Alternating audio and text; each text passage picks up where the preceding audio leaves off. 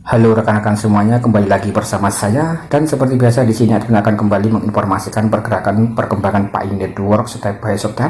Karena di sini pergerakan dan perkembangan Pi Network itu cukup mantap sekali ya, jadi on progress dan selalu ada berbagai macam informasi yang cukup menarik sekali untuk rekan-rekan amati ya, atau rekan-rekan bisa melihat perkembangannya baik dalam domestik ataupun di dalam atau di luar negeri ya. Nah, salah satunya di sini dikutip daripada kalangan komunitas dari negara Korea Selatan melalui Dao World.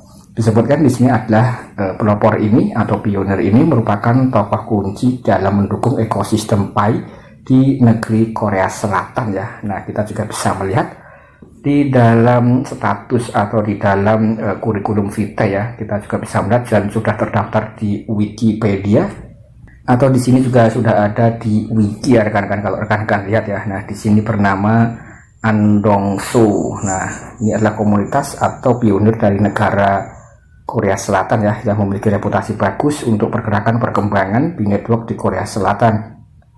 Kemudian di sini sekali lagi ya, admin akan kembali merangkumkan berbagai macam informasi yang ada di dalam informasi Dawat. Di sini disebutkan sebuah perusahaan nirlaba Pi sedang didirikan di Korea Selatan dengan Pak Andongso. Kemudian Wakil Ketua Asosiasi Promosi Perusahaan Blockchain Korea yang memimpin dan juga termasuk para pionir yang secara aktif terlibat dalam ekosistem Pi Network di Korea Selatan tentunya. Kemudian pada tanggal 29 November ya akan diadakan forum terkait ekosistem Pi yang menampilkan berbagai panel ahli ya dan juga pionir dengan tempat duduk yang tersedia kurang lebih 250 peserta. Intinya di sini untuk di Korea Selatan perkembangan cukup masif sekali dan bisa dikatakan ya cukup mantap ya. Nah, di sini untuk daripada Mr. Angso yang tadi sudah admin informasikan di awal ya. Nah, kemudian di sini juga bisa dikatakan ada sebuah perusahaan nirlaba ya yang sedang didirikan oleh pionir-pionir di Korea Selatan ya, dengan ketuanya Pak Andongso. Kemudian juga ada Wakil Ketua Asosiasi Promosi Blockchain ya dari Korea. Ini cukup mantap sekali. Kemudian pada tanggal 29 November mendatang ini akan ada semacam forum dengan kurang lebih berkumpul 250 ya ahli-ahli. Nah, ini cukup mantap. Kemudian saat ini ada organisasi yang sedang bersiap untuk menerbitkan buku khusus Pi yang akan memungkinkan para pionir dalam negeri memahami segala hal tentang Pi. Buku ini rencananya akan dijual dengan harga 1,6 Pi saja. Dan tentu saja di sini dalam bentuk bahasa Korea ya. Dan untuk buku tentang Pi Network sebenarnya sudah admin informasikan beberapa waktu yang lalu ya. Nah, kemudian di sini juga sudah diperjelas. Mungkin di sini rekan-rekan juga bisa mendapatkan ya, tapi sekali lagi di sini mungkin masih dalam bentuk versi bahasa Korea dengan harga 1,6 Pi ya. Dan apakah di sini support dengan harga GCV? Tentu saja di sini ya kita nanti tinggal lihat saja ya kan. Dan kalau rekan-rekan lihat untuk komunitas di Korea Selatan itu bisa dikatakan untuk harganya itu selama fase enclosed mainnet itu sama halnya dengan harga yang ada di CMC ataupun di CoinGecko, kurang lebih kisaran 33 sampai 37 US dollar. Nah, kemudian di sini buku ini juga menggali evolusi Web3 dan juga mata uang, mencangkup topik mulai dari bakar blockchain hingga instalasi dan juga pengoperasian Bitcoin, dompet non penahanan, keamanan Pi dan juga analisis ekosistem Pi serta strategi pertumbuhan. Jadi sekali lagi ini bisa dikatakan buku yang memiliki semacam edukasi ya rekan-rekan yang sangat jelas sekali terkait dengan dunia blockchain dan juga Pi Network dan juga tentang wallet rekan-rekan masing-masing, sekaligus juga menganalisis ya ekosistem Pi Network. Nah, ini bagaimana strateginya bisa bertumbuh ya hingga akhir ini. Nah, ini adalah dalam bentuk bahasa Korea untuk bukunya. Kemudian di sini juga ada sosok yang vital ya di dalam kalangan komunitas di Korea Selatan, yaitu Mr. Andongso. Nah, ini cukup mantap sekali bagaimana dengan pendapat rekan-rekan. Dan kalau di Cina itu juga ada yang namanya Dorisin ya. Kalau Dorisin itu jelas support GCV. Kemudian kalau Andongso di sini ya sekali lagi komunitas dari negara Korea Selatan ya sebagai pemimpin ya, kurang lebih seperti itu. Kemudian disitu juga banyak sekali yang berkomentar ya berapa harganya, apakah harganya itu kisaran hanya 2 dolar saja atau tidak ya. Dan kalau rekan-rekan lihat ya, seperti halnya di Korea Selatan, kalau kita lihat atau estimasikan dalam harga CMC kurang lebih 30-an dolar dan tadi 1,6 Pi ya kurang lebih harganya itu kisaran 50-an dolar ya.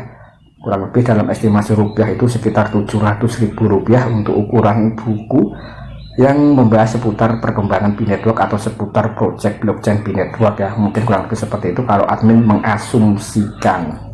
Kemudian di sini juga banyak sekali ya informasi yang bertebaran, terutama di komunitas atau di dalam Twitter ini. Untuk Dawot juga memposting ulang postingan dari Edi Kabas. Nah, kita juga bisa untuk mengecek ya. Jadi ini saling melakukan diskusi kurang lebih seperti itu.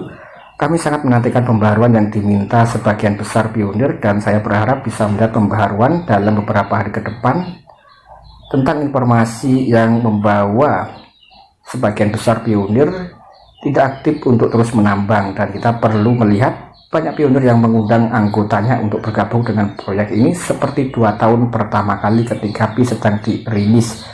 Jadi di sini ada semacam gebrakan baru ya tentang project B-Network, meskipun banyak sekali pionir-pionir yang dulunya tidak aktif ya, dan sekarang itu sudah mulai aktif kembali untuk melakukan mining project B-Network. Nah, ini cukup mantap sekali ya.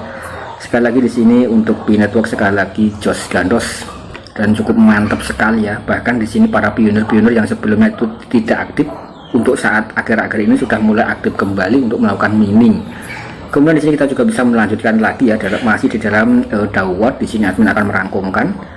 Kemudian juga disebutkan di sini, saya sadar bahwa Kortim memikirkan hal ini, tapi saya juga menentangnya jika terhubung ke dalam sistem 2.0. Dompet non penahanan hanya boleh diakses oleh pemilik yang mengetahui kunci pribadi ya, atau mengetahui kode prase atau sandi ya, tanpa memerlukan izin siapapun. Dan pada akhirnya mengatakan bahwa Anda dapat menggunakan dompet dengan menerima email atau izin aplikasi pusat juga berarti bahwa dalam keadaan darurat kami tidak akan dapat menggunakan dompet Pi kami. Contoh ekstrim adalah di Iran ya, tidak dapat mengakses OpenSea karena ini adalah perusahaan Amerika yang bergantung pada server pusat. Kemudian dalam situasi yang diinginkan Amerika ya, mereka harus mematuhi perintah mereka kapan saja. Bagaimana dengan B-Network? Nah, di sini kalau admin melihat dan mengamati ya, salah satu fenomena yang rekan-rekan wajib mengetahui tentang aplikasi terdesentral, mengapa Kortim memilih menggunakan dompet non penahanan, dompet non custodial wallet ya, atau dompet yang sama halnya dengan Metamask, Bitcup dan lain sebagainya, yang tidak memerlukan semacam sentralisasi dan tidak memerlukan semacam pemulihan ketika rekan-rekan lupa kode prase, yaitu adalah karena memang tidak bersifat tersentral ya. Dan kalau bersifat tersentral itu negara bisa melakukan semacam intervensi ya. Contoh misal kasus di kurang lebih antara Iran ya, negara Iran dan Amerika Serikat. Di negara Iran itu untuk OpenSea diblokir ya, karena memang untuk server daripada OpenSea itu masih 2.0.